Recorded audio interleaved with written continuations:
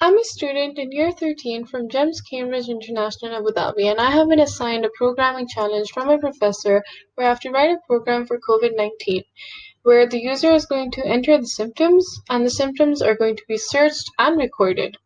So I've used the criteria for diagnosing the virus, where you have 5 common symptoms. Those include coughing, difficulty breathing, headaches, etc. And for the purpose of this code and the criteria that I have used, you have to be true for at least 3 of the symptoms. So out of 5, you have to have at least 3 of the symptoms to be considered, um, as a valid candidate to be to be to have high probability of carrying the virus, right? So if you do have 3 out of 5 of the common symptoms, it's going to further ask you 2 more questions. One, if you've traveled anywhere abroad recently, and 2, if you've come into contact with anyone who has tested positive for the virus, right? And if either one of those is true for you, it's going to ask which emirate you live in, and that's just for registering purposes. And depending on whichever emirate you choose, it's going to give you further guidelines, further information on what steps to take, what precautions to take, where to go to get tested, etc. It is then also going to highlight the patients who may need medical attention, and it's going to create a text file containing all of the patient data. So to kind of demonstrate all of this, and so that you have an understanding of how this actually works, I'm going to run the code. So run module, and the first question that we see over here is how many patients are there? And the purpose of that is, well, obviously, so that we know how many patients we're entering, and so that the code knows when to end and how many times the code should repeat. So for the purpose of this demonstration, I'm going to do 2 examples.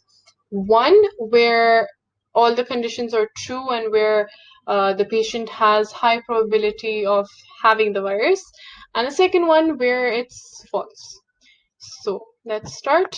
2, name, and we're just gonna do an example here. So let's, I don't know, Hannah, random name. Do you have fever? So this one is true, so I'm gonna enter yes. Do you have difficulty breathing? I'm gonna say no. Do you have coughing? I'm gonna say yes. Do you have a headache? I'm gonna say yes. Do you have chest pain? I'm gonna say yes. Do you have you right? So I've entered yes for majority, or well, in this criteria, 3 or more times for the 5 symptoms. So it is now asking me if I have traveled, or well, if Hannah has traveled abroad in the last 14 days or not. I'm gonna say yes, because this one has to be true. And have you been near someone suspected to have the virus? I'm gonna say no. Okay. So now it says, after analyzing your symptoms, it looks like you have the possibility of having the virus, and it's as per the flowchart shown previously, asking me which emirate she lives in. So let's say she lives in Dubai. Let's enter Dubai.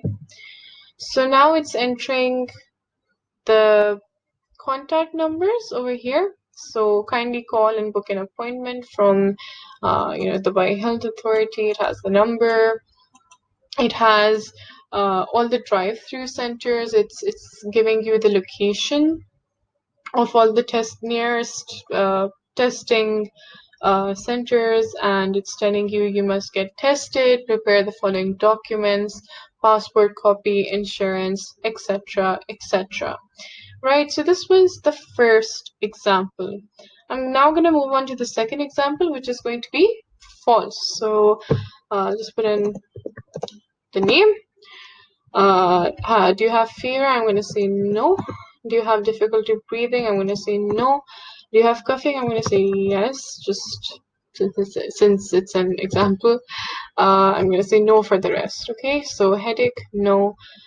Chest pain, No. Okay, so a few things have happened over here. So as you can see, following the criteria again, I've entered no for majority of the symptoms. So that means that the probability or the possibility of having the virus is low following the criteria. So it's outputting an appropriate message. It looks like you have a regular fever, try home remedies. If the condition persists, you can visit a doctor. And over here then, this is a search function actually, where all the patients who have the possibility of carrying the virus are, highlighted as the flowchart said, and there's the alert written over here, and it has the details of the patient who has all the symptoms true.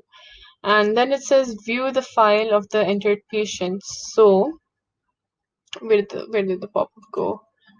There it is. So it's gonna make the text file pop up over here, which has all of the patients. So these four on the top are patients I've entered previously before the demonstration. So they're all saved nicely in the text file.